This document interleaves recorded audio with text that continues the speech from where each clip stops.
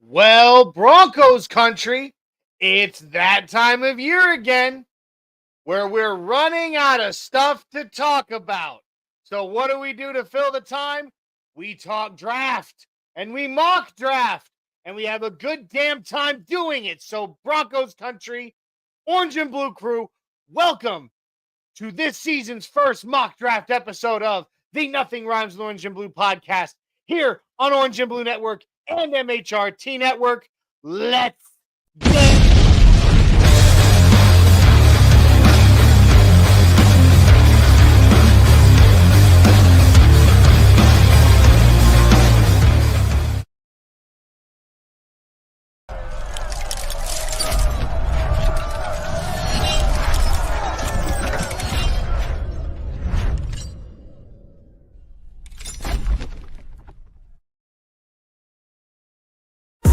Smooth, the pins to chew, breaking down plays about to debut. Never pride in every view, nothing rhymes with orange and blue. Bright lights of my heart in our view. Nothing rhymes with orange and blue.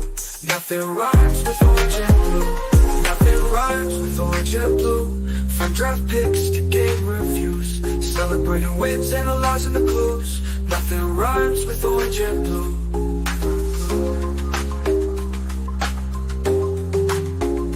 Nothing rhymes with orange and blue. No orange and blue. Nothing rhymes with Orange and Blue podcast. Oh, here we go. Oh, yeah. Yeah. Welcome, Orange and Blue Crew. Welcome, Broncos Country, to the Nothing Rhymes with Orange and Blue podcast here on the Orange and Blue Network and on the MHRT Network. I'm Johnny Baki, the Mile High Viking, and joining me, as always, my cousin, my co-host, Jay, the Denver Dream Weaver. What's up, cuz? Well, how you doing there on a Tuesday night? In the thick of, and I didn't have this on my bingo card tonight, Johnny, but in the thick of Russell Wilson breaking news. Yeah, I'm sure we'll get to it. Going to the Giants. What are they thinking, man? What the hell are you doing? What the hell? Why the hell are Russell Wilson and Aaron Rodgers even in consideration for anyone anymore at all? They're both irrelevant now. You're old. You're done. You're washed up. Give it up. How do these guys keep getting work? Man, it's gonna be a hilarious, and I know we said it in the group chat, but if it comes to pass that you have on dubs Jameis Winston, and you have Russell Wilson, and you have Shedeur Sanders all in one quarterback room, I mean, that is the most entertaining quarterback room I think I've ever could have even imagined. No, sign me up. No, Shedeur Sanders is going to the Browns, bro. Man, poor him. I don't know. His dad might fight that. That is a franchise. I bet you his dad will say, "Let's find someone else." That's a horrid franchise. I don't know, but all I do know is I don't think he's going to the Giants now.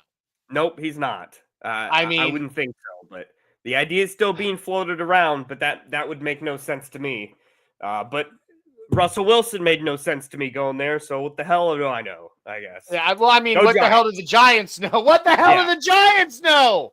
Bit of misery, Giants fans. It continues. Dilly dilly. Dilly dilly. Yes. No, guys, it's going to be a fun episode. Like I kind of said at the beginning, we're getting to that point in the season where we're just starting to look for things to yak about because there's nothing coming out. We have the NFL, team ownership meeting, whatever, next week. Some things do tend to happen at and around that. Trades seem to happen afterwards, and more guys get signed. It's what happened last year for the Broncos. So I don't know, but right now we're starting that slog of free agency to the draft, and then after the draft, it's the slog from the draft to training camp. But, we will always find things to talk about. We will always find ways of talking about our beloved Broncos. And we are so glad to be doing it with you. This is the Nothing Rhymes with Orange and Blue podcast here on the Orange and Blue Network and on the MHRT network. If you have not already, or this is your first time, please jump on over, like, subscribe, share, and comment on Orange and Blue Network on YouTube, Twitter, Facebook, and check out the audio version of our podcast wherever you find your favorites. Also, we are partnered with and simulcast on the MHRT network. So jump on over there, like, subscribe, share, and comment. YouTube, Facebook, Twitter, Twitch, even on Instagram. Show the MHRT network some love as well. And I have some exciting news that kind of goes along with the comment. Oop, I'm just going all over the place here. There we go. With the commenter, Mr. Mike Carmelini himself of what is it? Broncos Media Sports Battles. Media Battles, Broncos Sports Media Battles. I can't remember how to say it right. Mic'd Up. Yeah, Mic'd Up podcast. He says, let's go. Well, some cool news. At the end of this week, Jay over there is going to be going against Cam from Mainly Broncos podcast in a Denver Broncos media battle. And then on the 3rd of April, I will be going up against Mundungus Creevy from the MHRT network in a Denver Broncos media battle. It's going to be a blast. Can't wait to do it with you, Mike. Between the two, stations, networks, if you will, that is probably the best pairings. You versus Mundungus and me versus Cam. I feel like we're for both sides of that. We're pretty equal, like, personalities on each side of our networks here. Yes. Me and Cam will have a grand Nebraska Cornhusker versus Colorado Buffalo discussion. I'm sure there will be Raz to go around. So I can't wait to join up on Thursday night. It's going to be a blast. I mean, Mundungus and I, we've said it. People have said it for years. We look and we even act like brothers. We have that like similar personalities. It's going to be insane, man. It's going to be crazy. We got a 6'10" Mexican in here talking shit about our Nuggets. How about them Bulls, baby? Hashtag seared. Okay. You know what? Hear there you go. You want to hear it, Don? Okay. Well, it's good to know it's a Nuggets shirt and not a Pride shirt, Jay. That's what I thought we were going with this. Oh, my. But, all the Nuggets are good. All the Nuggets will return to being good. And, Don, you can enjoy your team on the outside of the playoffs. You got how many of our starters sitting with injuries right now? They're just trying to keep them healthy for the playoffs, okay? That, you know what? You wouldn't have been that outcome. That outcome against the Bulls wouldn't have happened if Nikola Jokic hadn't been sitting. I'm just saying. Yeah. I ain't worried. Saying. I ain't scared. I ain't scared. I ain't scared at all, baby. We got Fanatic Dak in the house. The host, one of the two hosts of the new show, up and coming very soon. I don't have an actual date yet, but up and coming very soon here on the Orange and Blue Network, called, you ready for it? Broncos Bros. Boom. That's right. The bumping fists. I thought that this logo was perfect for them. Two brother-in-laws, diehard Broncos fans, really good chemistry, really good energy, and a lot of intelligence. They've been on. They've been guesting with us at different times over the past several weeks on Nothing Rhymes, and now I am so excited to announce that their show will be launching very soon. So be on the lookout here for Broncos Bros. I am so excited. Okay. Rumor has it they've got a fire intro song as well. Another one of those bangers. You've heard that rumor? You've heard that rumor too? I heard that rumor. Yeah, dude. DJ on the mixtape. Yep, came up with something real sexy for their intro video. It looks good, it sounds good, and I am pumped. Yep, it's a banger. I put a lot of work into my stuff, Jay. I'm proud of it. It's a banger. We got Richie Rich asking you, Jay, do you have a hole in your hat? Stop, don't look at it. We got Victory Lap in the house. We young and hungry. Watch out, AFC West. We got D-Rock in the house saying, giving me the salute. And he also says, Dreamweaver dreaming of a nuggy win. Always. It's coming. Bronco Libre on Twitter popping in saying, what's up, fellas? Oh, here, he corrected it. There we go. What's up, fellas? Love you, brother. Go. You, dude, I'm so pumped about where this team is headed. They're gonna be racking in the dubs. Don't you agree, Jay? No, yeah. We're on schedule for some heightened dubs. I can't wait to hear what Vegas has to say about our dubs. Oh, Vegas is going to have something stupid to say about our dubs, but we know Probably. all about the dubs. And the best way to get the dub is to show some love to the sponsor of today's show. The link is in the bio below. It's at dubby.gg for Dubby Jitterless Energy Blend. Dubby is absolutely amazing stuff. They've got these 2 limited edition anime inspired flavors right now that look awesome. Haven't tried those yet, but they also have a slew of other delicious flavors. Dubby is exactly what you need to give you the kick in the pants to get your day started and keep your day going as you go about. But the best part about Dubby is you're not going to get the crash later because Dubby is formulated with no sugar, no calories, no maltodextrin, no fillers, no artificial colors. It's nothing but amino acids, B vitamins, and nootropics that help keep you sharp throughout your day, including their patented Neurofactor Nootropic. It's great stuff, and the caffeine from Dubby is derived directly from the coffee plant. So it's as natural as it can be, and it gets you going, keeps you going, and it is truly a dub. But we're going to make that dub just a little bit sweeter because what you're going to do, you're going to punch in code NRWOB10 at the checkout to get 10% off your order. That's right. NRWOB10 at checkout gets you 10% off. So, guys, jump on over there, and just like the Broncos are going to be doing all season long, get yourself a dub. Woo! That felt good. Absolutely. I felt really good after that one. I gotta throw up a couple others here. We got Victory Lap with a Let's Go Bo. Let's go! Absolutely. And then let's see here. We got Bonkers in here talking about Russell Wilson being a Mets or a Yankees fan now that he's going to be New York. And it reminds me a little bit of, the whole Carmelo situation where, maybe he was pulled a little bit in the direction of where his wife wanted to go. Major market for New York. Sierra. But, more importantly than if he's going to be a Mets or a Yankees fan is that what color will his personalized Giants jersey that he wears to the first practice be? Unlimited. And I swear to God, I'm going to see it. And I'm going to look at it. And I'm going to be like, unlimited diarrhea. Giants scheduled to come to Denver this season, so don't be ducking us again, Russell, with your hamstring injuries and whatnot. Yeah, okay. Can't wait to see it. It's gonna be crazy, man. It's gonna be crazy. Mike, when I kept stumbling over the name of his show, he's like, "I know what I'm doing." LOL.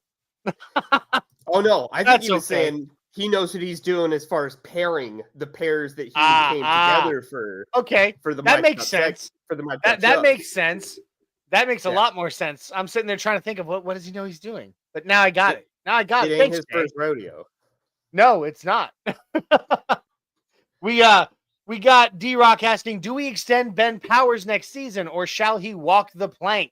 Now, Johnny, I have a whole subject matter on this subject, a whole soapbox to be on, and so I'd like to put a pin in that discussion, D-Rock, for our mock draft scenario here. So, some foreshadowing for you later on in the show.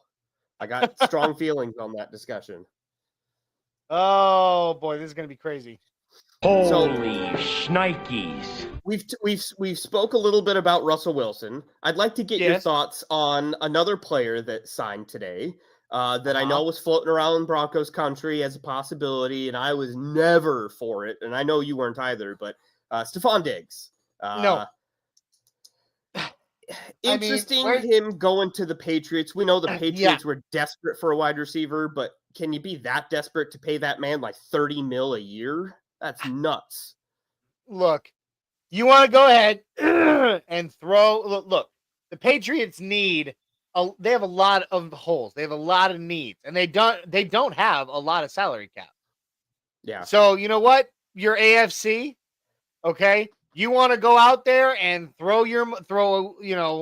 like a third of your money at one guy? Go right ahead. Throw it at him. You know what? He might be okay. He might still be okay. I don't know. I've never been that high on Stephon Diggs. Yeah, he had a earlier in his career, there was a time where he was what I would consider to be like truly elite, but I haven't seen it the last few seasons, and it doesn't seem to be, it seems to be that, he's past his prime. And, and as such, like, yeah, go ahead, throw $30 million of what did they have? Like, what did they have? Like 70 million in cap space left?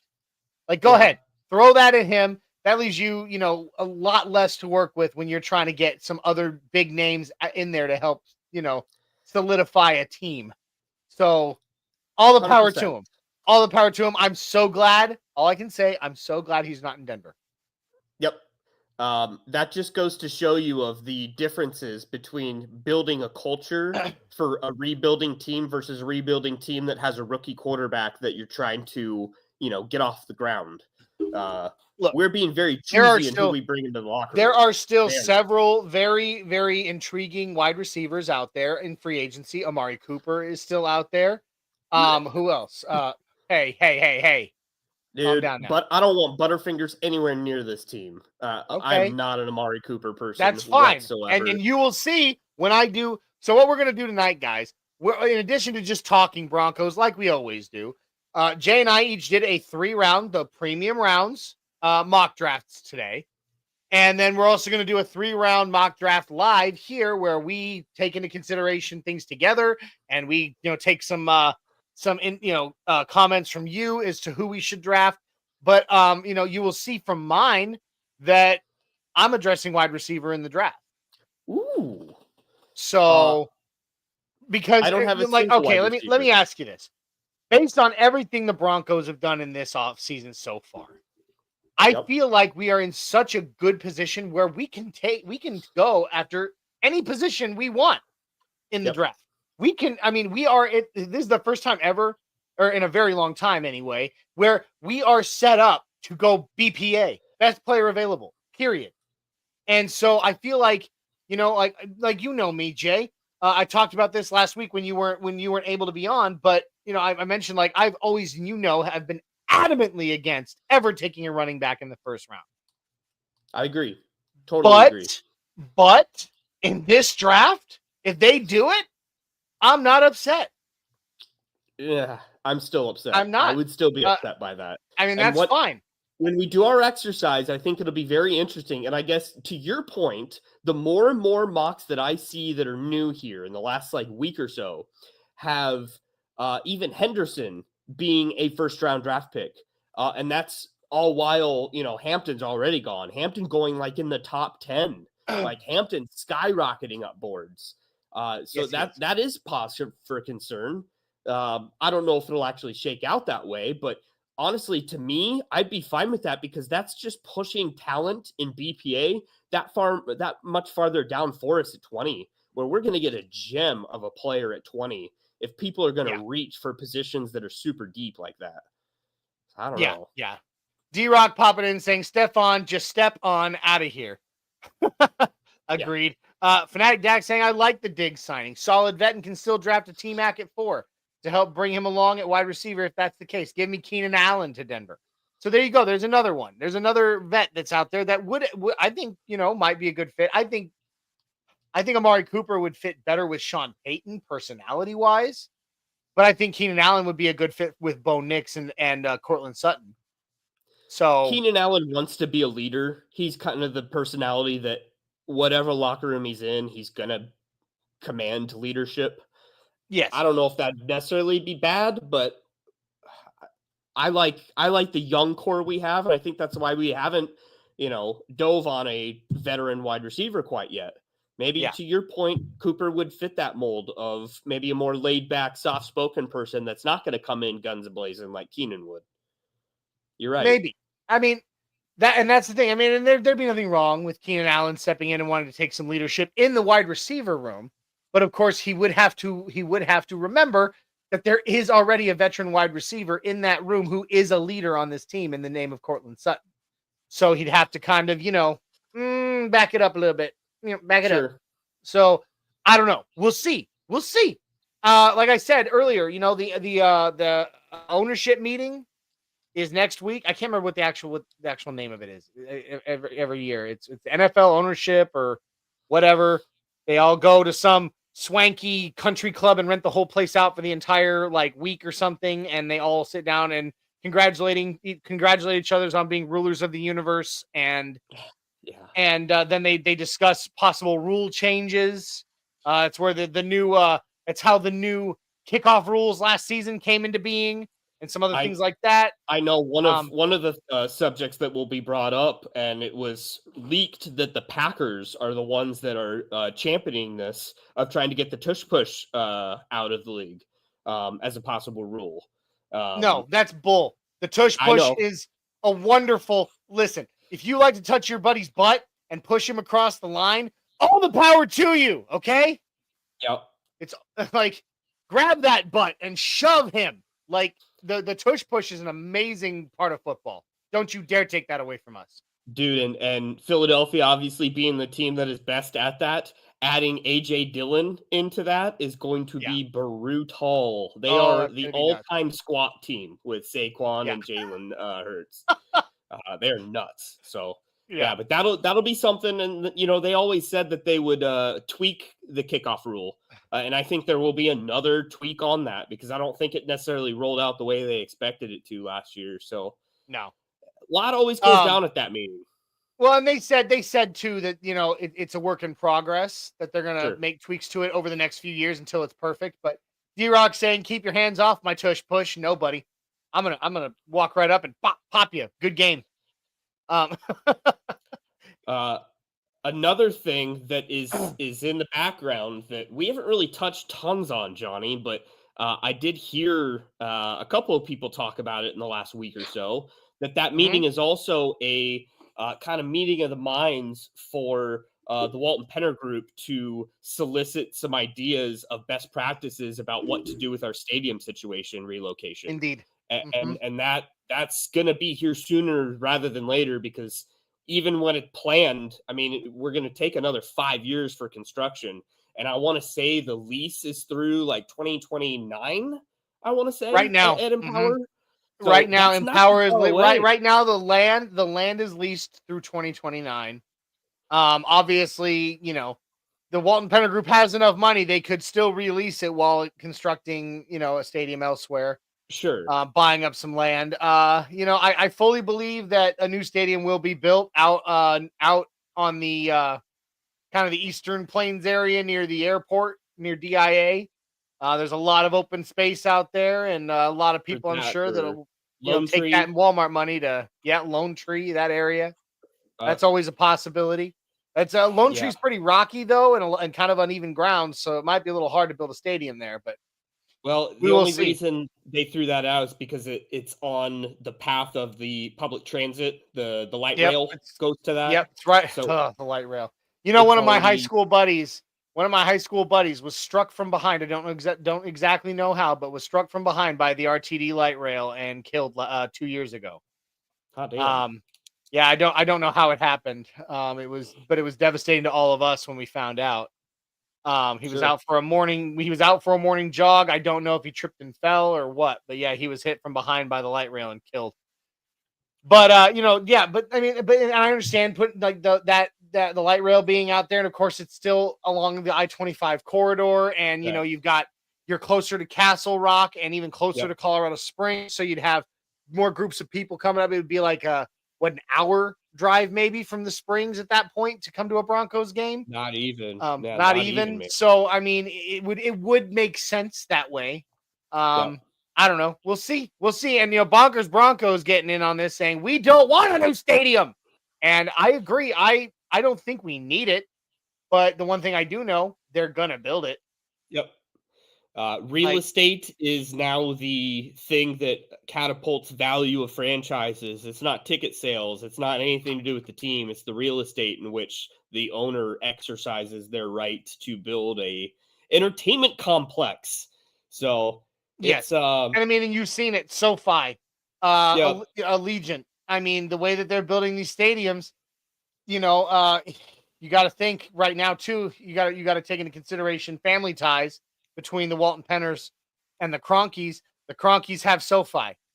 they have been to SoFi to watch games with family, and they've seen how, all of the, accoutrements and big, like you said, Jay, entertaining features of that stadium. And while our stadium to us is just fine, unfortunately, it's not going to meet. They are. I promise you, the Walton Penners are not going to want to be outdone by the Cronkies.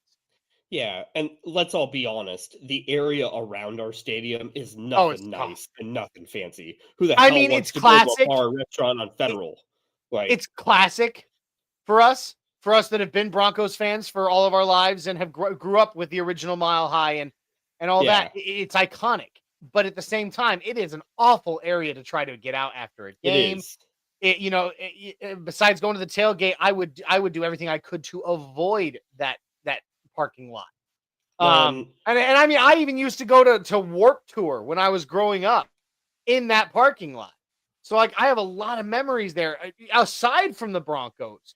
Yeah. But again, it's not the best area. It just, they need to expand. They want to be able to sell more tickets. More tickets means more seats. More seats mean more of us can go to the games at the same time. And they want to be what you would consider relevant. Yep. So I mean, that's what's going to happen. That's what's going to happen. And mark my words, there will be a retractable roof because they will want a Super Bowl. They will want FIFA World Cups. They will want the whole shebang of making Denver and that arena that they're building a marquee for a lot of other events. So absolutely, it's on the horizon. Yes. Oh, by the way, did you notice I took my old T-shirt, cut it apart, and put it up there? I did. With our faces. Yeah, that's old school. That's like OG nothing rhymes right there. But I was like, I grabbed that shirt and it was tattered and falling apart, and I was like, what am I gonna do with this? And I was like, I'm gonna cut it apart, hang it on the wall. Arts and crafts, man. Arts absolutely. and crafts. Repurpose. We got Bonkers popping back in saying PSL will cost long-time season ticket holders. It will. It will. But that will. I mean, not that I don't. I know you're a season ticket holder, Bonkers, and not that I'm. I don't live anywhere near the stadium. I don't live anywhere near Denver. Neither does Jay. So it's not like we're going to be able to jump in and snatch up season tickets, but it will allow the list to move a little bit. There's like a 20-year wait. Like there is. There's not a lack of interest. Unfortunately, like that's unfortunate for the common fan. That's the crap thing is, you're going to get priced out, much like every other franchise that's going on right now in professional sports. It's a travesty. I mean, it absolutely is. It's corporate, takeover, but corporate America. Yeah, we're not immune. Unfortunately, no, we are not. But I mean, here's the thing: the season ticket holders it's going to cost are like you said, long-standing ones. Yeah, and the common man. So I mean, honestly, and I mean, no offense to anybody who is a long-standing season ticket holder. Me and Jay, our grandfather, or Jay and I sorry, I said that so wrong. Our grandfather held season tickets since 1960 to 2015. Okay, so like we know about those long-standing season ticket holders, but the thing is that if they so choose to walk away because from holding their season tickets because they choose to build a new stadium, that's their choice. That's on them. No one's forcing them to give them up. No one's forcing anybody to give them up. That would be their decision. It does. It does suck, man. Yeah, there it is. Bonkers saying it. Yeah, the people on the list won't be able to afford tickets. It's going to be corporate people owning seats. You're not wrong. It is what it is. I mean, like I said, it doesn't affect me so much because I only make it to about one home game a year. And I buy my tickets for that game. It's what I do. But because neither Jay nor I could afford to take over our grandfather's season tickets when he couldn't keep them anymore. So, they went to someone else. Yep. We're living, breathing proof of that. Like we've lived that life, and it sucks. It does. But so goes professional sports, unfortunately, nowadays. So goes. How about them Colorado Rapids? They're doing a phenomenal job right now. Yep. Um, And I also wanted to give a quick shout out to the CSU Rammies for their tournament victories, and that was a travel, and they did get the raw deal out of that. I will just clear yes, they the did. air on that. I really hate that the NBA has destroyed the purity of rules in basketball overall, and it has trickled into college, obviously, because that is a travel every single day of the week. And But in the twice on Sunday. NBA, I understand in the NBA that's not a travel, but that doesn't make it right. So I don't It know. does not. That's all I gotta say about that. That's all I got. Here you go. Jay going off Forrest Gump on us here. Yeah, Anyway. but good All for right. you, So Rammies. yeah, they've done a great job in the tournament, and it's been exciting. I did not do a bracket this year, Jay. I only did one for work, and it's not Yep. working out well. Well, there was one for work, but for whatever reason this year I just wasn't feeling it. And everybody came to me, they're like, "You're the sports guy. Yep. You didn't do a bracket," and I was like, "I just wasn't feeling it, man." Like you guys sent it out, and I was like, I do one every year. I just didn't want to. Like, and so I'm not this year, which kind of sucks because the CEO of my company, who is it's a Fortune 500 company, he put up the money for this bracket, and it was a lot. Apparently, I didn't know that at the time. So yeah, and he's competing in it, and he's killing it. He's in like second place on both the men's and women's brackets. I'm like, what? Like, oh, how about that insider trading? No, I'm just kidding. But but anyway, moving on. We can MHRT Network saying Avs 2-1. Ooh. Hey, That's cool. That's good to know. They are on fire. They are and that is killing it. probably the sports team I am most confident about coming into the playoff spring here. Mhm. So go Avs, go. And You know- Johnny, I want to have an emergency pod if Landy comes back game 1, round 1. Because I think he's it's coming back. He's coming back. He's got to do something. He's had 4. Now today, I think he's had 5 practices now in a row.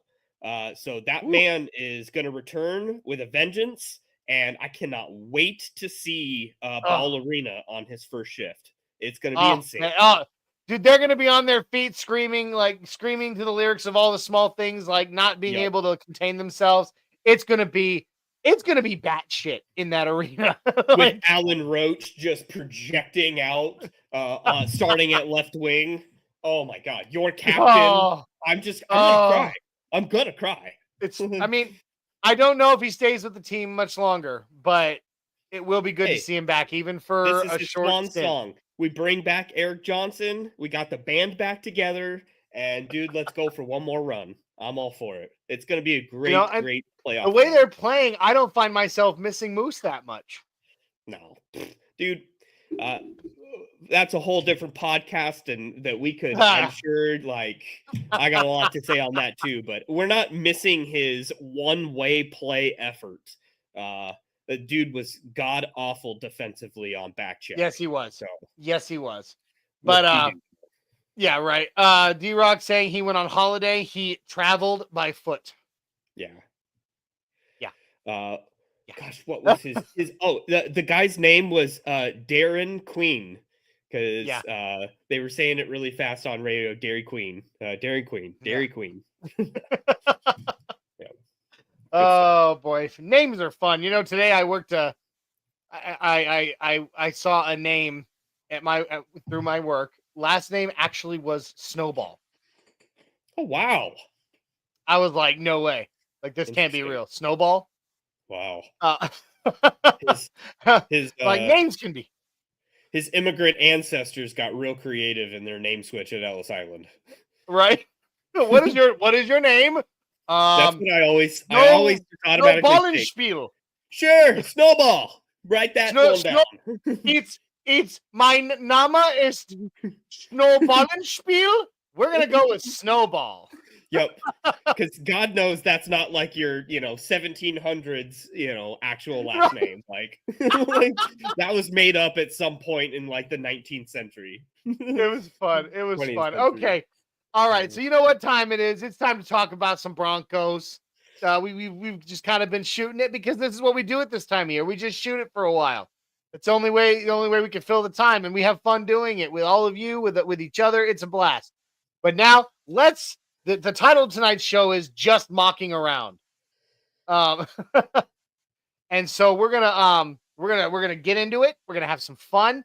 Obviously we've talked about it some over the past few weeks, but I mean some just beautiful moves by the Broncos in the offseason. Talanoa Hufanga, yes. Dre Greenlaw, yes. Evan Ingram, what? Like the Broncos have done some amazing things. Trent, what's his last name? I can't remember his last name. Trent Richardson. No, definitely not Trent Richardson. No, I don't remember. I don't remember either off the top of my head. Trent special teams. That's what I'm saying. Great special teams signing, and we've retained some key players, on the defensive line, and even our backup offensive tackle. Like these are all very important things, and so the fact that they managed to do that and keep that rolling is an amazing thing. And now, as we head into the draft, like kind of like what we were saying earlier, Jay, we can take anybody we want at any position we want, because we're, while we do have some holes, obviously we could use another center, another offensive lineman that plays, that can play center. We could use a wide receiver. We definitely need running back. Sure. And you can, and then maybe interior defensive line. Definitely not a bad thing to go for. But the fact is, we could still take it, at least in the premium rounds, best, in the first round, especially best player available, and be okay and be comfortable with what we're doing. And that is something we haven't been able to say in a long time.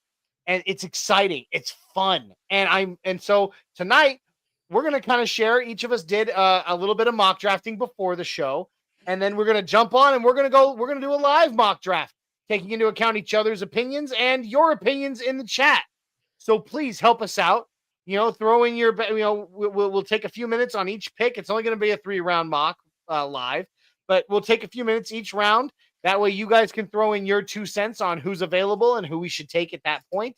And then we'll do it, but it's going to be a good time. So Jay, do you want to go first or do you want me to go first on the mock draft today? I'll go first. I'm fine with that. Let me get my. Well, by all means, my cousin, send it.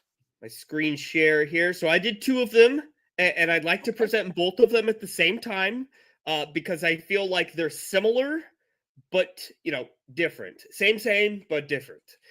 So without further ado, here we go. Here. Okay. So send it.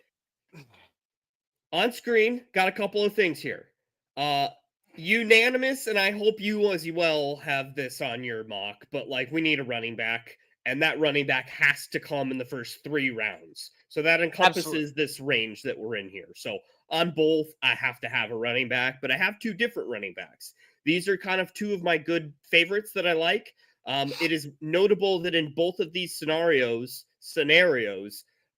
Caleb Johnson was already selected in the bottom of the first round. So on both of these, Hampton, Johnson, and Genty were 1, 2, 3 went off the board in first round. And I did not select a running back in the first round because I didn't see the value in doing that when there are others to be had, best player available type of things. So for my first one, Gray Zabel, who is a terrific prospect out of North Dakota State. He has played guard. He has played tackle. He is a mountain of a man. I love this selection for a couple reasons. And I guess I will give the same reason for my second one being a tackle in the 3rd round, because I think it's the same ideology here. Okay. McGlinchey is the number 1 salary on our roster. Mm-hmm. He's been good. He has been. He's been better than I thought, honestly, than I anticipated. Ben Powers is another one that is, I want to say, top 5 in salary right now for this team. We Sure. paid those guys handsomely because they were free agents, and we overpaid for them, and that's why our offensive line is doing extremely well. Grant that. But for us to fully realize the rookie quarterback window that we have for Bo Nix, I do believe that we need to free some of that money up and elongate the positions that usually hold massive amounts of money. And tackle and edge rusher are 2 of those big hot button positions that usually command mass amounts of money. We're going to need to pay Nick Bonino. I would like to pay John Franklin Myers. We got a lot of people that we need to pay. So it is my personal opinion that we will be moving off of both, or at least one, McGlinchey and Powers. Maybe not this year, but definitely next year. There's not a huge cost savings this year to do it, and I don't think it would make sense even for a rookie to come in. Granted, even in the first round, I don't think he's a day one starter, plug and play. But it would be amazing to have him under the wing, under the tutelage of them for 1 year, and then he's got the reins next year, and we got him then because he's a first-round draft pick on that 5th-year option. We got him 4 straight years on rookie money. That would be massive in our team building for this team, because I want to go spend next year once Russell Wilson money is gone. So that's why I went tackle on both these. Okay. I love it. Okay. And then for the opposite, Walter Nolan, again, interior. He was a really best player available in that first round that I had. I love that pick. And then on the other side, Fannin, Harold Fannin, out of Bowling Green is a project. And that's why I went 3rd round with him. Ingram's great, but Fannin needs, maybe a year or 2 to, percolate, as most tight ends do as rookie. So a project for tight end in him with crazy raw talent, I think would be a perfect slotting for He's got, as I recall too, Harold Fannin had a really, really high relative athletic score. Very much so. He's not much of a blocker, so he's not going to be ready to go. But by the time we're done with Evan Ingram's contract, he will be. So that's a pick for the future. Sure. What do you think? What's your opinion on both these? Well, first, Fanatic Jack popping in saying Gray's able at 20. I'd be happy with that pick. Brings so much versatility to that O-line. So he's with you. He's with you. I like it. I like, you and I kind of took different steps in our premium round picks. You, in a lot of ways, built for the, a little bit more towards the future. Taking tackles that can develop and, behind Mike McGlinchey so that we can, send him off into the sunset and, go homegrown there. But, and then, like you said, Harold Fannin, going after him to, develop a homegrown tight end that can be a weapon in the future. Yep. You definitely built towards the future. My draft, and I only did the 1, you did the 2. I only did the 1.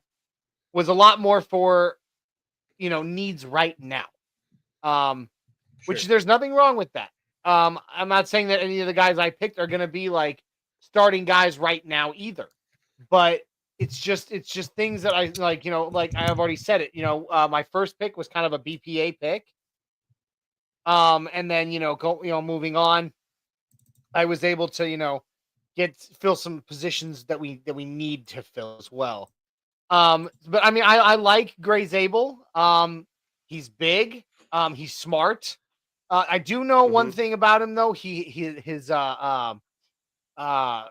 balance, his center of gravity, kind of gets the better of him sometimes, and he gets put on his ass. And that's why that would be a little an interior. Yeah. He probably won't end up being a tackle. He won't end up a tackle. But I mean, he has, like you said, he has played everything, so he could be a fit for our need for at center. That's possible. Yeah, obviously anybody who's been paying attention, especially to the need at running back in the draft, knows who Travion Henderson is. and knows that he's going to be a very, maybe I don't know about showstopper, but he's going to be a very, very important running back, and he's going to be a very good, offensive back. I think he'll do great things.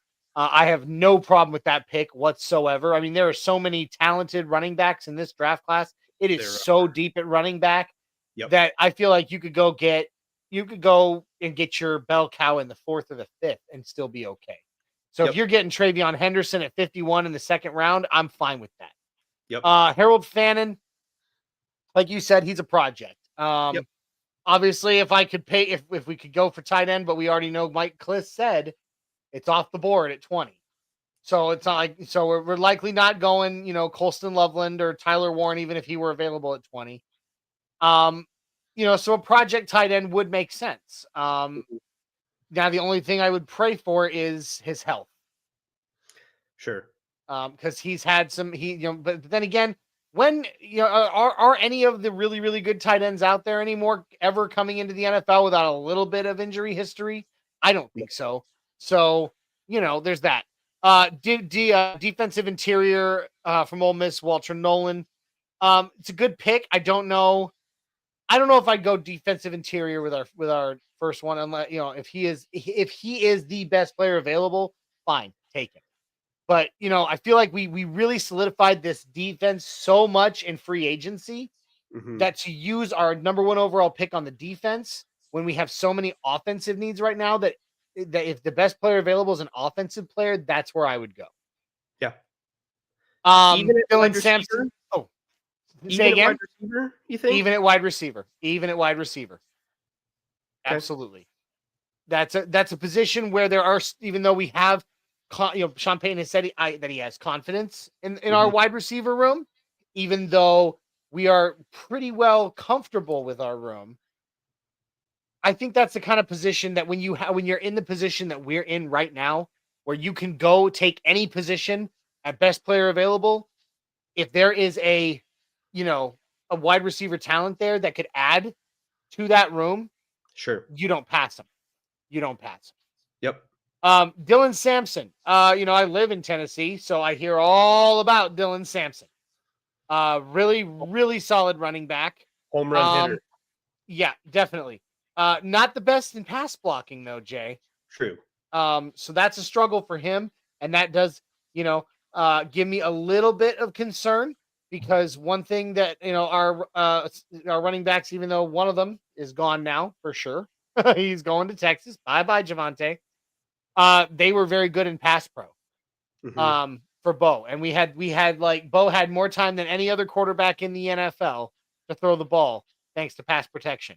So while he'd be a great back, I don't know if he'd be a great 3-down back. I agree. And his pass pro would kind of make me a little nervous. But I again, he's a very competent, very solid running back, and I think he would complement those around him, like Audric Estime. I was about to say it. Yeah, he would complement Audric Estime very well. Yep. I don't know that much, honestly, personally, about Jonah Savainea. I've heard the name, but I haven't really been able to do any kind of diving on him. So I haven't watched any film, and I haven't really been able to go into his stats much. So, I mean, again, you're picking a tackle in the 3rd round to develop.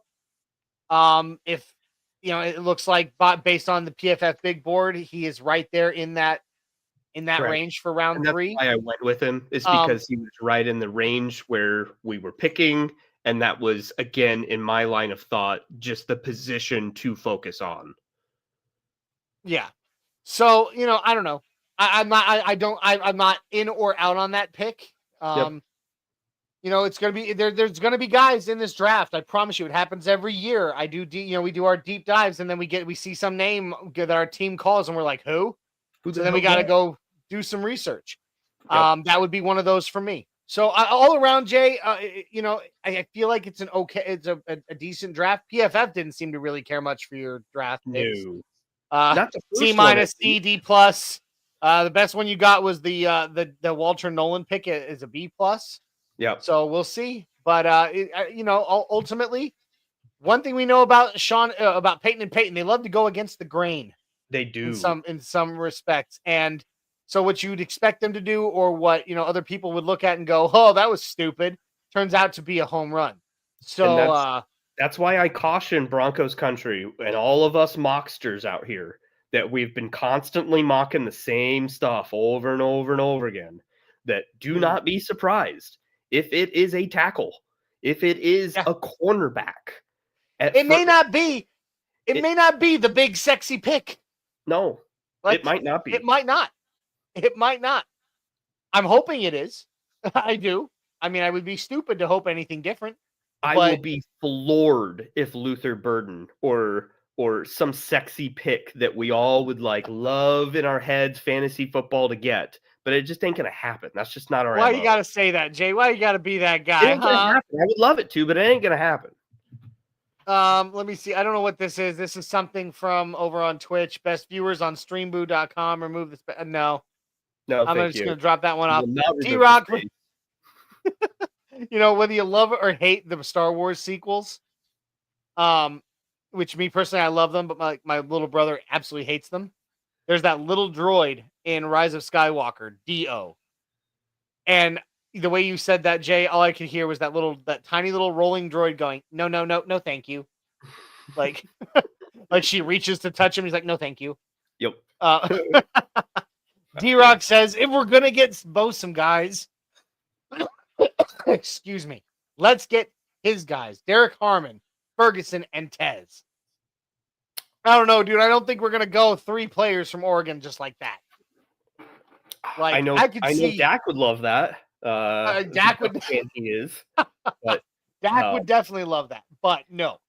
I could see going for Ferguson as a tight end prospect. I could see that. I could see that instead of the Fanning pick in the 3rd round. You go Ferguson instead. Absolutely. And honestly, instead of Walter Nolan, I've seen Harmon go in 1st round. Yeah. I mean, it's possible. It's possible. Mm-hmm. I don't know. We'll see. It would be kind of crazy. It would be kind of crazy if we suddenly became the Denver Ducks, wouldn't it? There are 2 players, and maybe I should hold this opinion here till you show yours, but there are 2 players I despise in this draft that I want nothing to do with. Okay. Tez is one of them, and I'll hold the other one for here in a second. You go ahead. No. Are you sure? Are you sure? Yeah. Oh, yeah. All right. Let's see. Bonkers says Bonkers doesn't mock. That's okay. That's okay. We'll do all the mocking for you. Yep. As will all the other podcasts out there, because we are all bird. Yeah.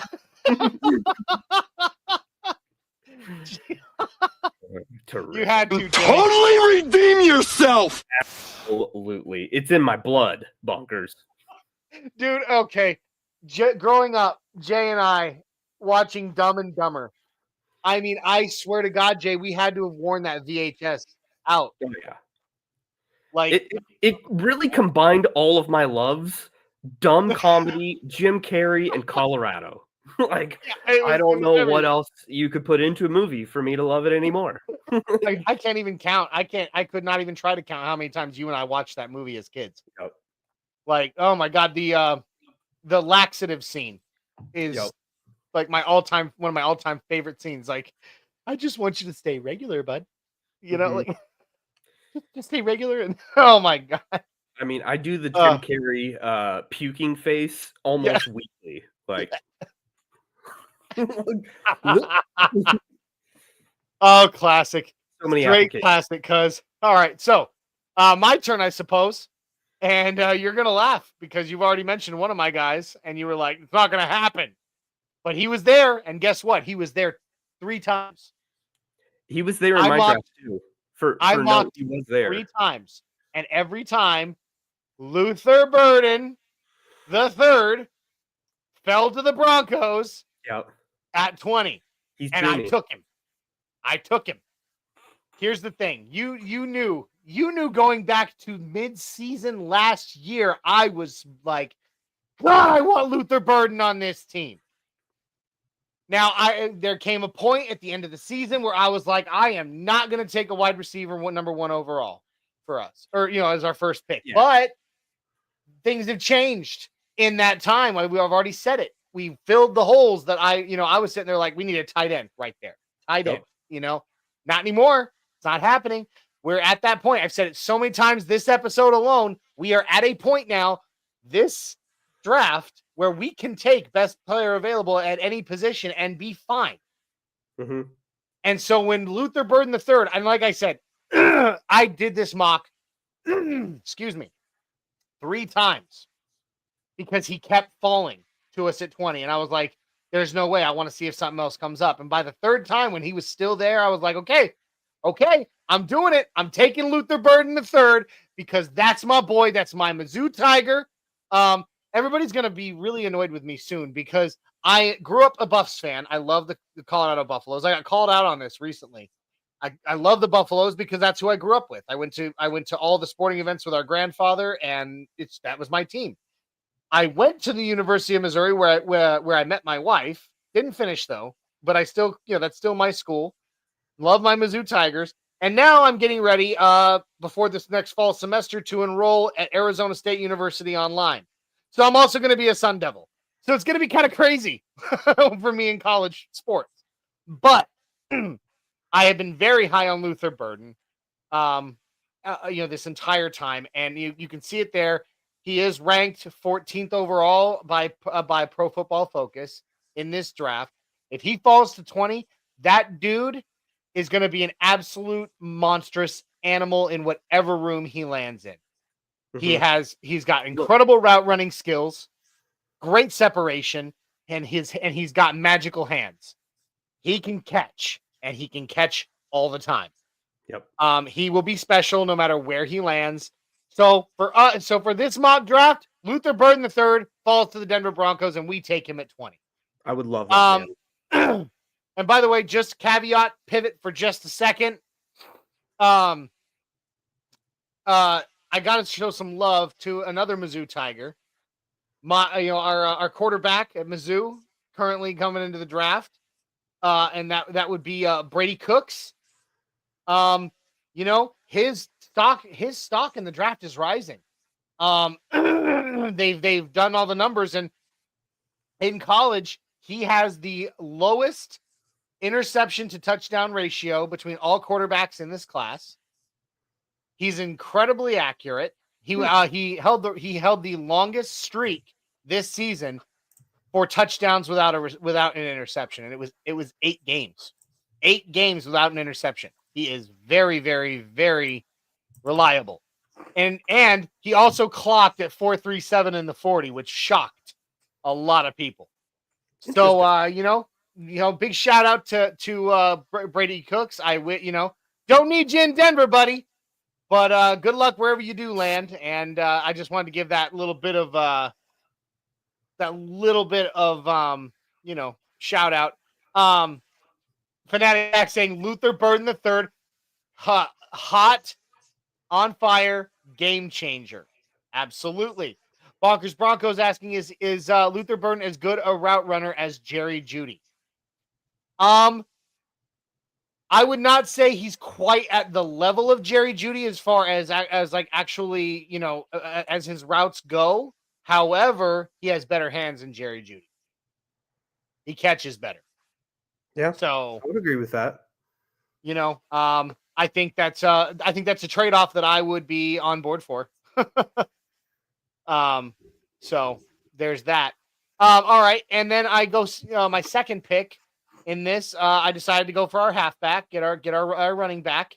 Mm-hmm. And there was a couple on the board here that I could have gone for. I could have gone for one of the two Ohio State guys. Travion Henderson was actually already off the board at this point. Interesting. So I wasn't able to get him. I could have gone for what's his name, the other Ohio State running back, Judkins. Judkins. I could have gone for Judkins, but I chose to go Cam Scatabo. One, because he rates higher on PFF. 2, I think he's a better between the tackles runner, and I think that's what we need the most right now. And 3, because I'm about to enroll at Arizona State, and so hey, this works. It just made sense. I was like, yeah, that's my guy. Soon to be my guy. I don't know. he was very good this season. Was in the running for some high rookie accolades or college accolades. So when he was there and Judkins was there, I decided I was going to go ahead and take the risk on Cam Scatabo. And I thought that was a good pick. And D-Rock seems to agree. He says, yes, Scat Patu. I guess he really likes that pick. After that, in the round 3, I went defensive interior, and I went with Mr. Jordan Phillips from Maryland. Do you know anything about this guy, Jay? No, I don't. Okay. Well, it looks like you got good value being since he was ranked number 80. Yeah. So the thing about Jordan Phillips, and I've got a few of these things up, but I've done a little bit on him already. One of his weaknesses, and this is concerning, pardon me, is that he's a little slow in processing blocking schemes, but that's something he can work on. Mm-hmm. But this dude, in terms of size and strength as an interior defensive lineman, this guy, his strength is absolutely insane. 665-pound squat, 365-pound power clean. Ooh. This guy, his strength is insane. He is he did both. He was both a wrestler and a football player in college at the University of Maryland. And he demonstrates his wrestling techniques very much on the field at defensive interior, just getting up and underneath offensive linemen and holding them at bay. He seems to be very, I don't know, he's very, very strong. Even made, the Feldman's Freaks list. Ooh. His strength. He's got a very wide and low center of gravity. He doesn't get knocked over easily. So to me, it seemed like with some work, he could be a really, really good pick. So I felt like I was able to address 3 needs that we need right now, but also that can develop at the same time in Luther Burden III, Cam Scatabo, and Jordan Phillips. Jay, what is your thoughts and feelings on my draft here? I love Luther Burden. I've gushed over that guy a lot. I think he would be our future number 1. I think that would give us a little bit more security in kind of hedging the bet on if Mims develops into an actual well-rounded wide receiver, or if he just, reverts back to just being the gadget player that he's, shown thus far in his NFL career. And you could say the same thing about whatever the project of Troy Franklin is. Luther would command targets right out of the gate. He was underutilized at Mizzou. Not put in that many dynamic situations at Mizzou. I think he would be a home run. But like we said, I think that would be very anti George Payton. But I would be overjoyed. I would go buy a Luther Burden jersey, like right out. Oh yeah, absolutely. Well, first of all, you know me, my Mizzou Tigers. Anytime a Mizzou Tiger gets drafted by the Broncos, I buy their jersey. I've got my Chris Abrams drain hung up right over there. Yeah, dude, that'd be such a sick situation for him to come here. I would love it so much. And Jordan Phillips, just in it itself, not knowing much about the specific prospect, but again, interior defensive line, I think, is a priority. Building from within, building the trenches. Again, that is someone in a positional sense, much like I kind of made the argument for tackle, that commands high money from a free agent standpoint, is just a player profile.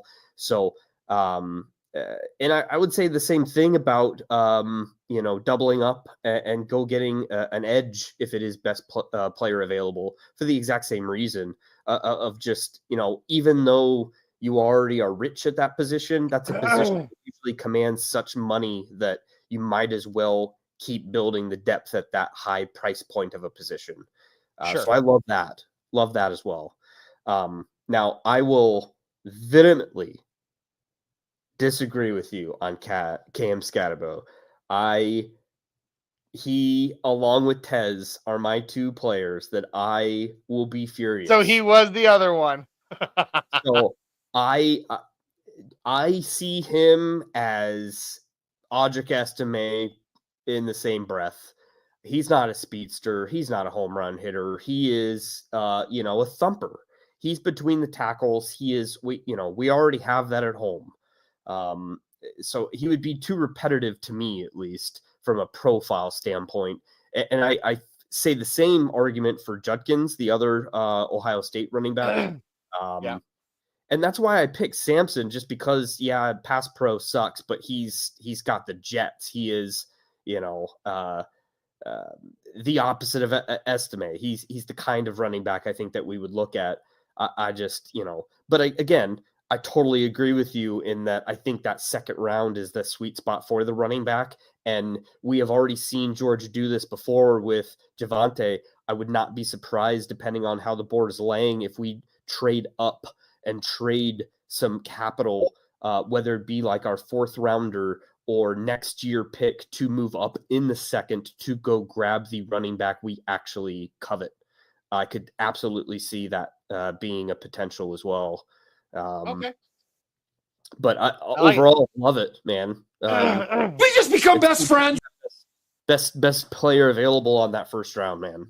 So absolutely. Like I said, I did this 3 times in an attempt to not get Luther Burden, because I was just like, there's no, just like you said, I don't think there's a way he falls to 20. But the fact is, when I do 3 mock drafts in a row and he is there every time, I'm like, fine, third time's the charm. I'm going to do it. One of the mocks, he fell to second round. I noticed that's in impossible. The second round. There's no way that man goes to the second round. I would agree, but I mean, if he was a crap wide receiver, sure, but he is not. Maybe they'll release a photo, with a gas mask on him or something like that. Yeah, maybe. I hope not. I hope not. But and like I said, with Jordan Phillips, he's I was reading this, and his coach is drawing comparisons of him to Darren Payne at defensive interior. Yeah, that's an NFL star. That's a strong and just animalistic dude. And I want to hit up this comment here from D-Rock, saying Jordan Phillips, tremendous value. Plus, he won't start this season, so there's no pressure. He can develop, and he can be there as depth. So like I said, I definitely filled positions in need, but I did so with some of the future in mind. Sure. Jordan Phillips can develop behind guys like DJ Jones and JFM and Mike and Malcolm Roach, and learn from those guys. And then, when he's ready, he can fill in for one of those big contracts that those 3 guys all, look at our defensive line. There's a lot of big contracts on that line. Sure. And with needing to pay Zach Allen soon, you're going to have to consider some of that. So somebody like him in the 3rd round, I felt like was a good value and a good pick. I agree. So, all right. Well, there you have it. We got some more comments here. We got Dak popping back in. More weapons, and more weapons for Bo. No, it's Love true. It. Yep. D-Rock saying trench warfare, baby. Salute. D-Rock. Oh no. D-Rock slanderous Weaver. Scatterbo, welcome to the Mile High City.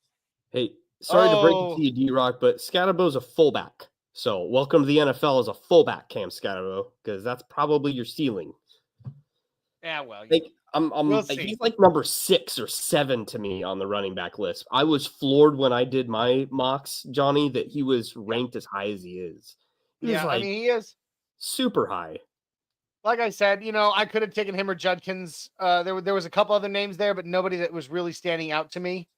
The ones that I really love, especially, Amari and Hampton. Oh God, what I would give to have him on this team. Devin Neal, we're gone. For someone like Neal out of Kansas, yeah, that's someone you can get in the 4th or the 3rd.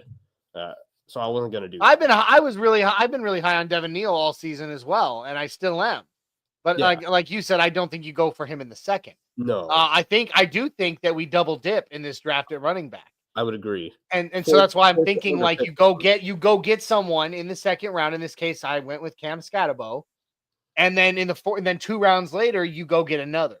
Yep. To round out this room. And Isaiah and I, we were having a long conversation too about how this room is going to fill out. Like who's going to stay, who's going to go, because you still got Blake Watson and you got Tyler Bidet and some of these other guys, and you're going to definitely want to have a veteran presence in that room, somebody who's been with this team for a while. So it's going to be interesting to see. MHRT Network comments saying Avs 3-1 now. So that's it's going well in the Avs game. D-Rock saying Mike Allstott. Jeez. There will never be another Mike Allstott. He is a 1 of 1. Oh, that's Dude's fun. Beast. Yeah, he is a beast. Sorry. I don't know why I said was. The dude's not dead. Okay. So now I think is a good time for us to do a live mock right here. So guys, we're going to count on you guys just as much as we're going to count on one another to make these picks. So help us out. Share with us your thoughts as to, like I said, we'll give each pick a couple of minutes so that way we can take our time. Obviously, you can't completely do that in the real draft, but we'll go through it. So I'm going to bring it up here. All right. So here is the draft. Obviously, as we well know, it all starts with the Titans. Do you need me to zoom in, Jay? Do you think I should? A little? Maybe, just a hair. All right. Let's get this zoomed up just a bit. All right. Yeah. How's that? Yeah. Okay. So we have the Titans on the clock first, and we're just going to start the draft. I've got this kind of going. I'm gonna set the speed to medium, if I can. That way we can just kind of discuss a few picks as they come off the board. Sure. But we're not, waiting. We're not waiting forever. So here we go, guys. Let's go. The Titans are picking. They pick Cam Ward, the QB out of the U. Travis Hunter goes number 2. It's still going too fast. So we'll kind of go back through. Mm-hmm. Some of these names are ones that I've seen a lot of Broncos fans salivate over. Another position that I think we definitely need to take, Jay, in this draft is a cornerback, but we can do that in the later rounds just to stack because you always want to be building your depth at that position. Yep. Of all the positions, that's the one you need to be building depth. So Cam Ward went number 1 overall, not shocking at all. He went to the U, or from the U, went to the Titans. Travis Hunter, our dear Travis Hunter, is headed to Cleveland. I'm so sorry, Trav. Yeah. We got Mason Graham, the defensive interior lineman from Michigan, going to the Giants. I could see that. So apparently, with the additions at QB now, they're not picking a QB in the draft, even though some people said they might. And Ashton Genty goes 4th overall to the Patriots, which they already have Stevenson, which is the same back. That's stupid. I don't. Agreed. See that. Will Campbell, the tackle from LSU, goes to the Jaguars. They're in dire need of tackle help there, so that's a good pick for them. Jahdae Barron from Texas is headed to the Raiders. Yep. They get a cornerback there. Is in love with that guy. Yeah, well, I don't know why Nick Kendall needs to understand we don't need another first-round cornerback right now. Riley Moss and P.S. Stewart. That's a big riser. That's definitely a player that should be turning heads. Sure. Abdul Carter, the edge rusher from Penn State, heads to the Jets. Jihad Campbell, this is one that I've heard a lot of people want, heads at number 8 over to the Panthers. Wow. They need some linebacker help. We got our Dre Greenlaw, so I'm not so sad to see Jihad Campbell go.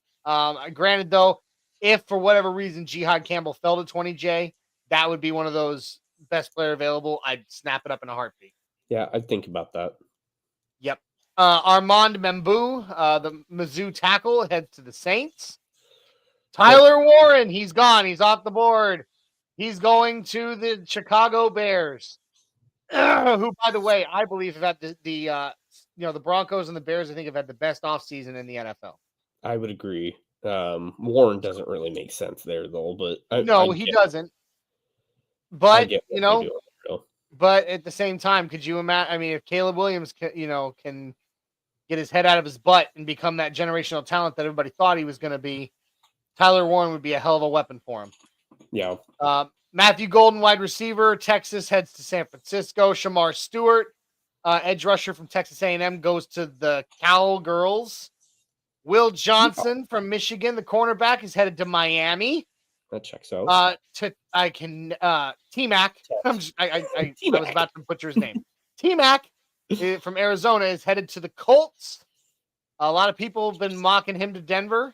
I don't know. He's one of those just like Luther Burden. I don't know if he falls all the way to 20. He's a beast. If he is an animal. Yes. I would choose him over Burden. I think he's Jay. You take that slander out of your mouth right now. It's true though. Burden's good, but like, yeah, T-Mac's gonna be, I think, like an extremely good wide receiver. Oh sure. Donovan Azaruku from Boston College, an edge rusher, headed to the Falcons. Okay. Michael Williams, the edge rusher from Georgia, headed to the Cardinals. Mike Green, edge rusher from Marshall, to the Bengals. A lot of edge rushers going off the board early. It's draft. A premium position. Got to make that money. Got a fifth year. Yeah, absolutely. Kenneth Grant, the defensive interior lineman from Michigan. He heads to the Seahawks. Malachi Starks, the safety from Georgia, heads to the Bucks. So now it's us, guys. Help us out. We've got a lot of names on this board. We got look who's there, Jay. There's Luther Burden. We got Edge and James Pierce Jr. Remember, we do have we can go BPA and be okay if you agree with me on that. Yep. And this is exactly how mine landed as well when I picked Nolan. But Pierce would have been a good one too. And I looked at the tackles, Banks from Texas and Simmons from Ohio State. I did not select them because they look to be dominantly left tackles with no versatility too. And I don't think that's smart. Even in the same idea as me of scheme of let's go offensive line, I still don't want a left tackle. So Josh Simmons is out for you there from Ohio State. Yep. We got others here. We've got Emeka Egbuka. Yeah. From Ohio State's also on the board. So several wide receivers. We got Kevin Banks, the tackle, but that again, left tackle. Same thing. Yeah. Not very not versatile, and I wouldn't want to swap him over. There's your Walter Nolan. He's on the board there. Omarion Hampton is on the board for us right there. So we could go running back. Yeah. Colston Loveland is on the board, but again, we've talked about it. I don't think Isaiah's ears are burning somewhere. Yeah, right. Jalen Walker, the linebacker. We got Gray Zabel, like you had, Jay. Yep. There he is. There's my guy. There's Harmon. We said that. Very possible too. Very possible. So I mean, there's a lot to choose from here, Jay. Where would you go based on some of these like top 5 we've seen, or top 10 that we've seen that are available to us right now? Well, I think there's just a difference between what I think will happen and what I would want to happen. The fantasy football, the Madden guy in me would love to select Luther Burden. And I mean, this is how I saw it too, is Burden was available and I could have done it, but I just don't think it's gonna happen. Okay. And it's same thing for the Ohio State Egbuka wide receiver as well. Like if you're not taking Burden, you're not taking him. I think that's just a positional argument. Boy,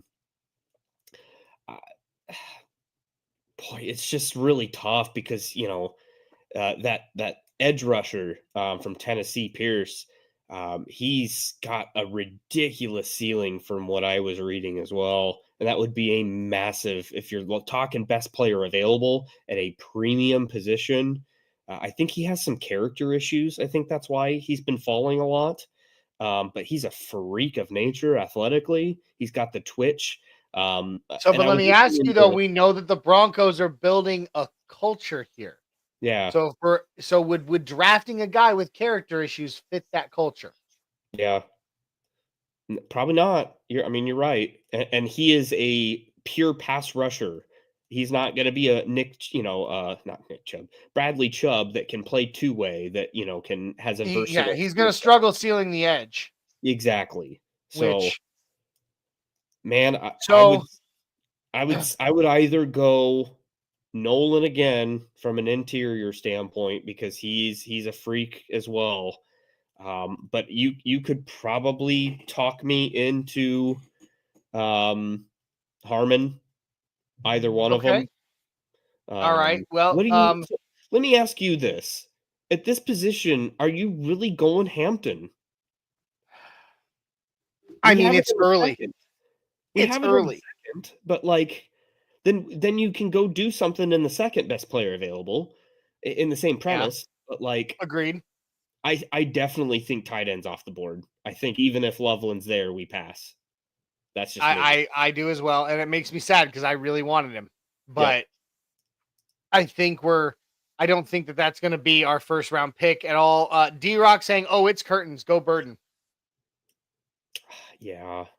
Yeah. So, I mean, I kind of I am absolutely right now kind of I'm kind of torn, like D-Rock says it here, get a running back in the second round, Jukin Judkins. Um That's where I've always uh fanatic Dak. let's see, Fanatic Dag, make it happen, make it Hampton, elite running back. Oh man, no. See, I'd that's rather where I'm trade torn. up in the That's where I'm second and torn. go get Caleb I Johnson. I understand it, but I honestly think that I'm with that Omari and Hampton, second only to Ashton Genty, is going to be just a game wrecker, man. And he's going to change the game for the Broncos. And that's what we need. That is the one thing that we need most is a game-changing running back. So that not only can our run game take off, but our pass game can benefit from it. Okay, but take 1,000 steps back here, and every draft expert under the sun will tell you you don't draft for need in the first round. No, I know. Do the stars I know. align that our need is best player available? I think it can. Okay, let me ask you this before we make this pick, because we have a Burden, we have somebody voting for Burden, we have somebody voting for Hampton. You're kind of going interior defensive line, and I'm torn. What, in your opinion, Jay, is the absolute biggest position of need for the Broncos right now? Of all the positions of need, what do we need the most? It's a running back. It's a running back. It is. And I agree. And so in this case, when you got someone who is ranked 24th overall in this draft, you're picking at 20. You've got a running back, and you're looking at this running back who has the potential to be I don't know if I go as far as to say generational talent, but a game changer. I don't think you can pass it up. I mean, because while I would love to go Luther Burden because he's Luther Burden and I love it, and I think he would make some great play for this team. He'd be a great fit. We don't need a wide receiver as much as we need a running back. So when I look at that, they're only 4 spots in rank apart. And Omari and Hampton's going to be a game changer. So I'm sorry, Jay. I got to vote with D-Rock on this one. Let me say this too, through the perspective of we've already kind of hashed out second rounders. Yeah. We were talking about, well, we like this running back compared to this running back because he's got this skill set and he has this skill set. And it is a either or when we get to the second on those running backs, even picking our favorites. Hampton is well-rounded. He does everything well.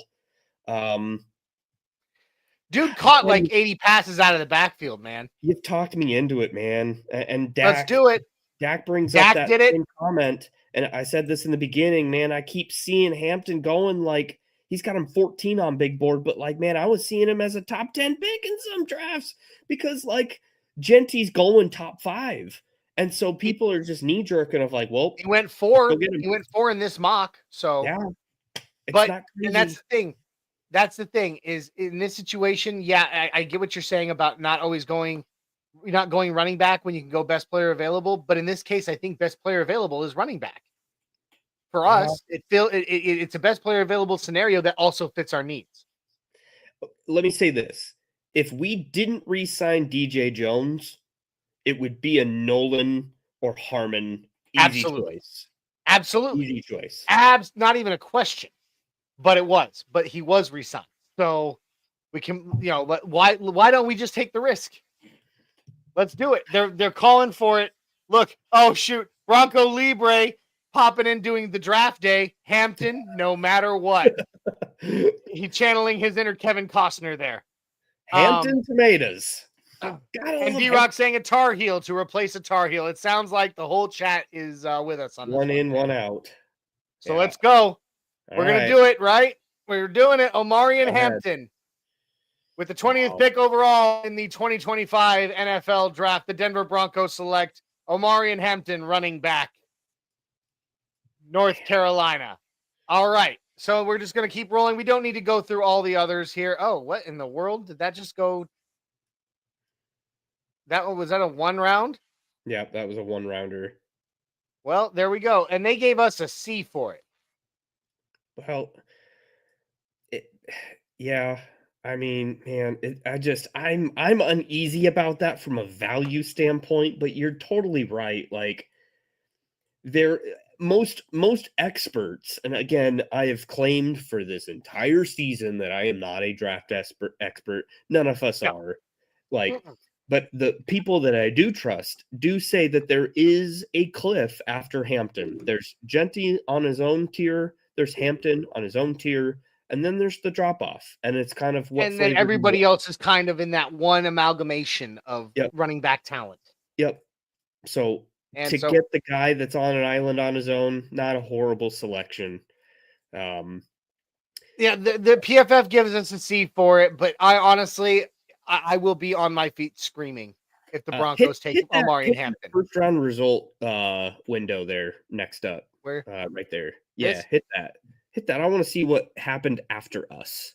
Okay, so Shedeur Sanders fell all the way to 21 and went to the Steelers. With the Steelers, that's a dream scenario for him. That is a dream scenario for him. Mm-hmm. And Mika Egbuka went 22nd overall to the Chargers. That would be perfect for them as well to complement. Yes, it would. And I would hate that for us. Yeah. I would hate that for us. Josh Simmons, the tackle, goes at 23 to Green Bay. That checks out. That does. It's a good thing. That's what they need. Jalen Walker, linebacker, Georgia, heads to the Vikings. It's not flashy, and it's honestly probably not their greatest need, but he'd be good there. Sure. Kelvin Banks Jr., the tackle from Texas, heads to the Texans. So he just goes from. They just he doesn't even have to move. So yeah, that's what they're going to be drafting no matter what, anyways. Yes, it is, and he doesn't even have to move. He stays in Texas. Yeah. Colston Loveland goes at 26 to the Los Angeles Rams. Sean McVay will have a field day with him. Yes, he will. Nick Emenwari from the safety from South Carolina. That would be a dream scenario for Baltimore as well. It would. Walter Nolan, your boy, heads to Washington. Well, and they just traded their defensive tackle as well. So, I mean, that perfect fit for them. Nick Scorton from Texas A&M, the edge rusher, heads to Buffalo, replacing Von Miller. Von Miller, yep, that checks out. Derek Harmon goes from Oregon to the Kansas City Chiefs. Ooh, ouch. Well, Gray Zabel from up there in age. Yeah, he is. Gray Zabel goes from North Dakota State to the Eagles. They're always building trenches there. That checks out as well. Always. And I'm okay that we only got a 1 round in on this, Jay, because we're coming right up on our time right now. Sure. But going back to it, we got our running back. I promise you, Omarion Hampton comes to Denver. Omarion Hampton is our bell cow. Like, that's our dude. That's our 3-down back. Obviously we know that Sean Payton is a running back by committee kind of guy, no matter who is in that room. So, Omarion Hampton is going to be splitting reps with, I'm guessing, obviously Audric Estime is one. I don't think there's any chance that he isn't the guy on this team. Maybe. I mean, dude, I would love to see some more Blake Watson. I'd love to see Blake Watson and Tyler Bidet too. Tyler Bidet was going off before he got hurt. Yeah. So I don't know, but he will be splitting reps even as the, to me, Omarion Hampton would become your indisputed, number one running back by a lot. Yep. But he would be splitting reps. It would still be a running back by committee because that's how Sean Payton runs his offense. And honestly, that's a good thing. And I'm saying that in that, while yes, you'd love to see this guy running all over teams all the time, when you're doing that, that's how you wear guys out. Yep. That's how dudes' careers get cut short. And so you can't put a price tag on that first round having the 5th-year option. So you have a running back that run into the ground for 5 years and dump them. Sad reality of the position, but it would be good for us. So I like this pick. I'm okay with it. We're going to do more mock drafts leading up to the draft. But this one, I feel like we came out smelling pretty, Jay. Yep. I really do. It's not necessarily what we would have been hoping for the most, so to speak, but it's realistic. It's very realistic. It is a best player available meets a position of need at the same time. So I'm totally okay with it. Yep. Hope you guys enjoyed our live first round mock draft. We will be doing more of these, and they will get bigger as time as we get closer to the draft. We'll start doing 3-round, 5-round, even maybe and right before the draft we will do a full 7-round mock draft. That's going to be a live show with multiple hosts from the Orange and Blue Network involved. And then, of course, we will also be doing a draft day live show where we will be live during the entirety of the first round. So it's going to be a lot of fun. I hope you guys stick with us and enjoy it so that you don't miss it. If you haven't already, or this is your first time here, please like, subscribe, share, and comment on Facebook, YouTube, Twitter. Check out the audio version of our podcast wherever you find your favorites. Also, go check out our sister station where we're simulcast, MHRT Network. Like, subscribe, share, and comment on YouTube, Facebook, Twitter, Twitch, and even on Instagram. Show us that love, guys, and make sure you ding that little notification bell so you know when we go live for these, especially for the live draft stuff, so that you don't miss any of the awesome content we're putting out. Don't forget, tomorrow night, Broncos Talk will be live at 6 Mountain. And then, of course, on Fridays, for the Spanish-speaking community, we have Viva los Broncos. That goes live at 6 p.m. Mountain as well. Then, don't forget, coming very soon here to the Orange and Blue Network, keep your eyes open because it's coming, is the Broncos Bros podcast. That will be here very soon, and it is going to be an absolute blast. Can't wait to see what those guys do. We got some clapping hands there from D-Rock, a thumbs up and a salute. I think it's a great way to end the show, Jay. And I hope you enjoyed yourself. I hope you have a great week, cuz. Let me get a horsey in real quick here. Horsey. Yeah. We'll show without a horsey. So we filled our element. Do you have any final thoughts before we jump off? No, not necessarily. For Bronco news, slow news day. But that's not necessarily a bad thing. We don't ever hear of our players getting arrested or having any issues. And any day that passes that we have good character guys in our locker room, news is good news, Jay. Aren't Kansas City Chief wide receivers is a great day. So you got to be thankful for those things in the off season here. So Absolutely. it's good stuff. So go Avs, go Nuggets. Yeah, absolutely. And you know what? We did it last week. We brought it back, and we're going to do it tonight. We're bringing back the Mile High Five, cuz. Oh wow. Oh, come on, let's do it. Yeah, get loose. Get loose, Broncos Country, Orange and Blue crew. Thank you for joining us. This has been a blast. We will see you next week on Tuesday at 7 Mountain. This has been the Nothing Rhymes with Orange and Blue podcast. I'm Johnny Baki, the Mile High Viking, joined by my cousin and one of my best friends in the world, Jay the Denver Dream Weaver. We're going to get out of here. Get your hands out with me for a big Mile High Five. Yes. Love it.